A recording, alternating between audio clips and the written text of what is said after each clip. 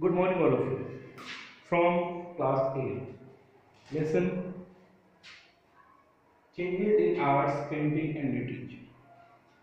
So, today, this is a new lesson that we are going to make here, the video for you, because this is the lesson of combination of some topics, that is the art, painting, literature, and architecture. तो इस lesson में हम ये देखेंगे कि किस तरीके से before the Britishers and after the Britishers the changes came in all the fields, और उस changes ने कितना इफेक्ट किया, उसका क्या इम्पैक्ट हुआ हमारे लाइफ के ऊपर, हिंदुस्तान के ऊपर। ठीक है, तो सबसे पहले शुरुआत करते हैं न्यू डेवलपमेंट से।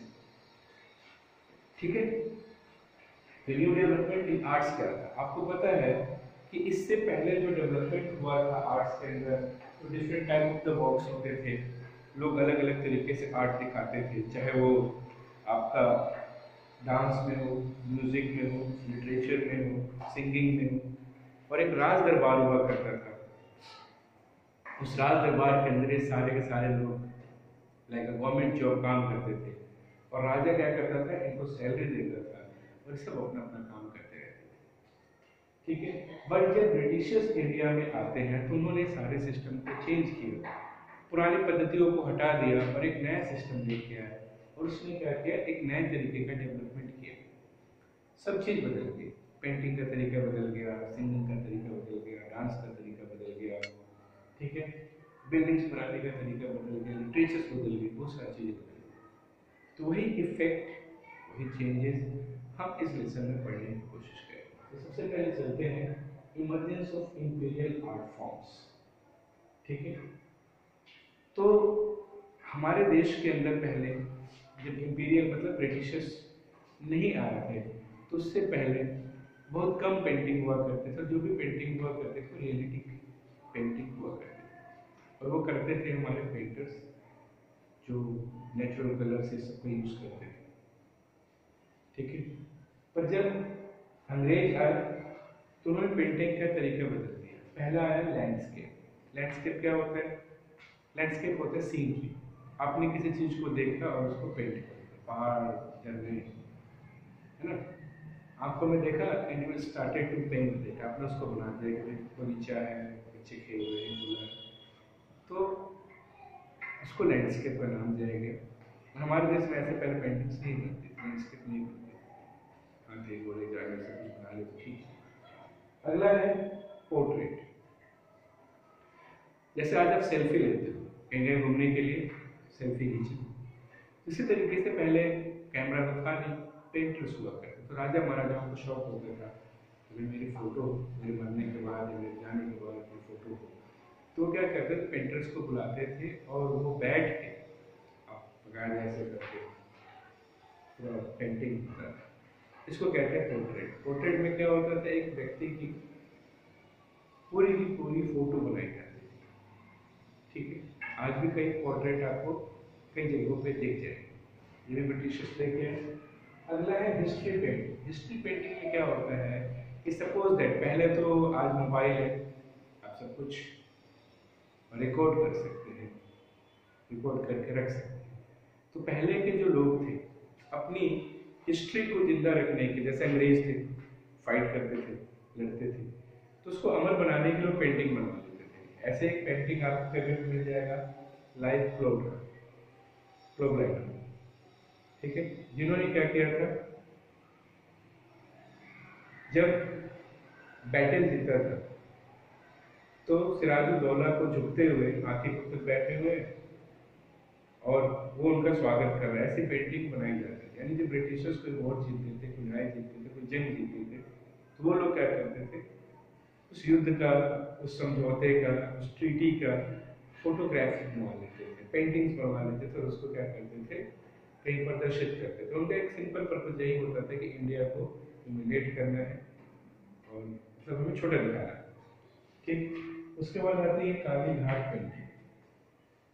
देखो काली घाट पेंटिंग जो है ये क्या है, ये कलकत्ता के अंदर एक ट्रेंड वहाँ पे डेवलप हुई।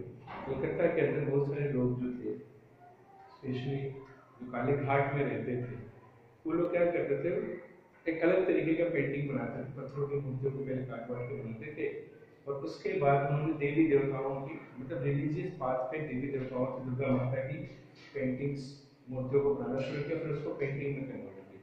और ये पूरा का पूरा सिस्टम काली घाट में हुआ था, इसलिए उसको काली घाट पेंटिंग के नाम से जाना जाता है, जिसमें पर लिखा हुआ भी है। ठीक है।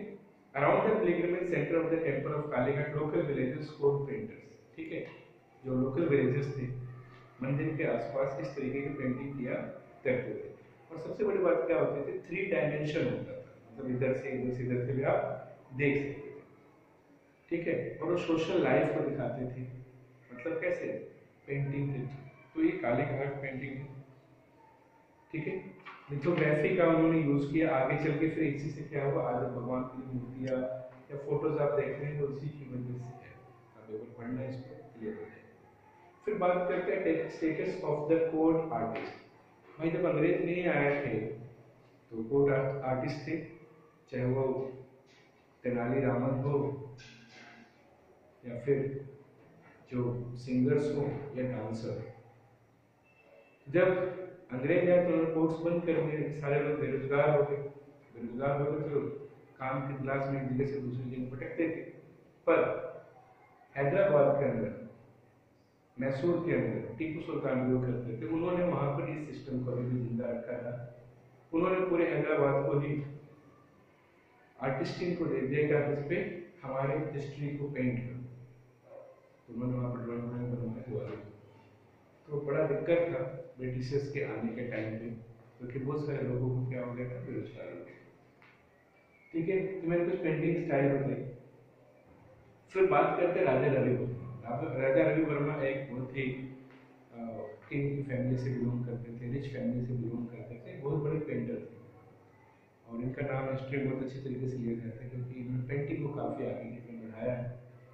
और ये क्या करते थे, सबसे बड़ी बात है कि देवी देवताओं की फोटोज बनाते थे, महाभारत रामायण।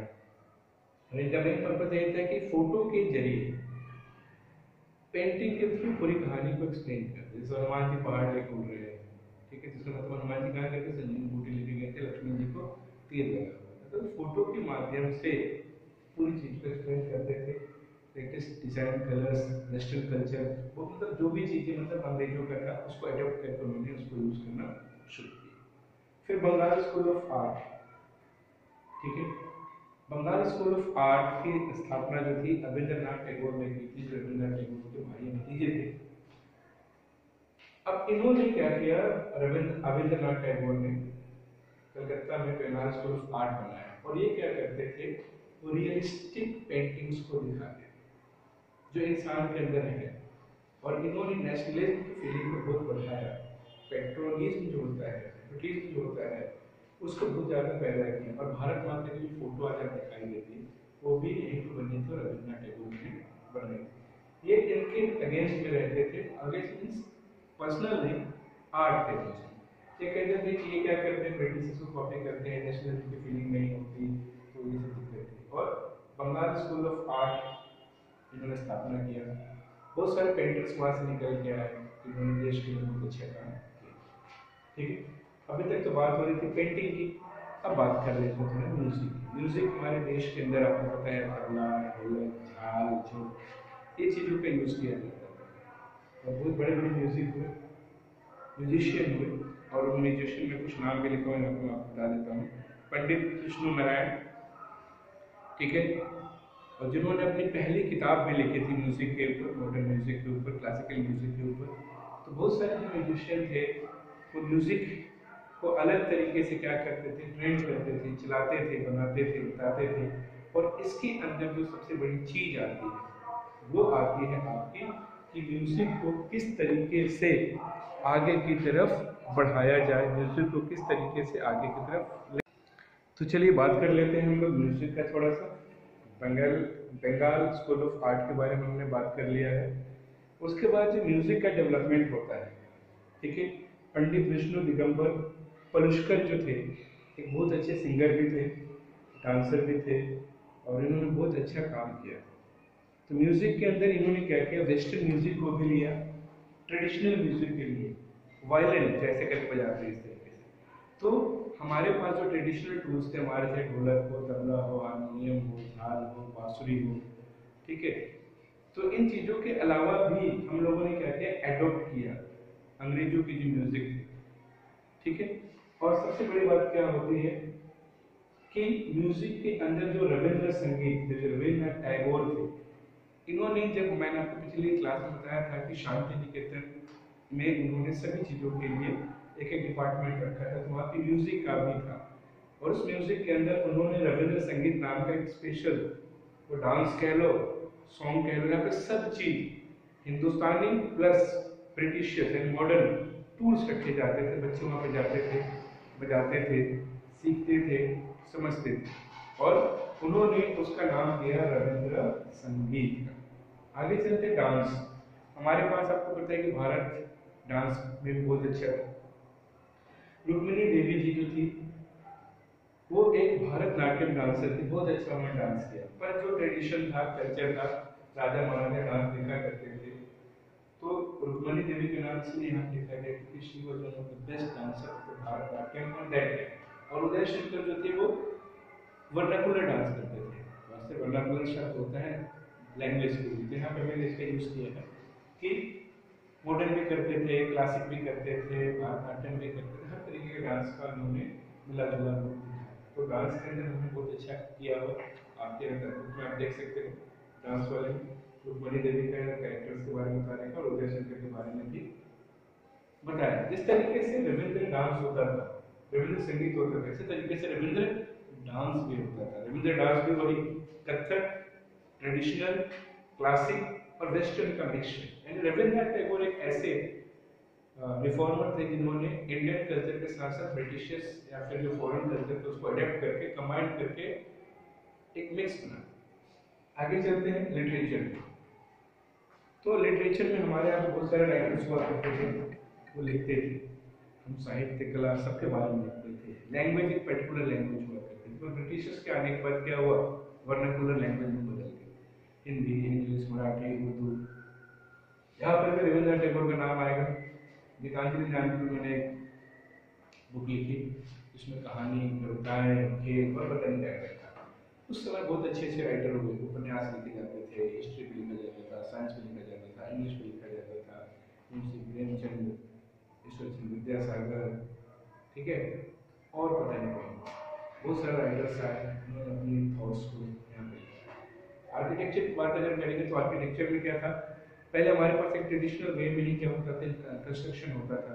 पर इंपेरियल रूल के दौरान हम लोगों ने उसको भी क्या कर दिया, आपस में मिक्स कर दिया, और आज दोनों इंडो और ब्रिटिश दोनों का मिला के आज कॉम्बिनेशन करके हमारे पास बहुत सारे बिल्डिंग्स बनेंगी, चाहे दिल्ली हो, मुंबई हो, कोलकाता, दोनों का मिक्सचर।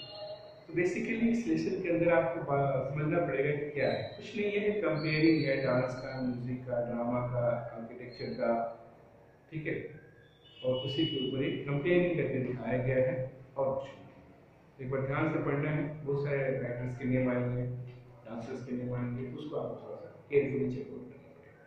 पर इसमें ऐसा कुछ है नहीं कि बहुत ज़्यादा दिक्कत आपको करें। So thank you for listening me, और आप इसको पूरा पढ़ें, समझने की कोशिश करें।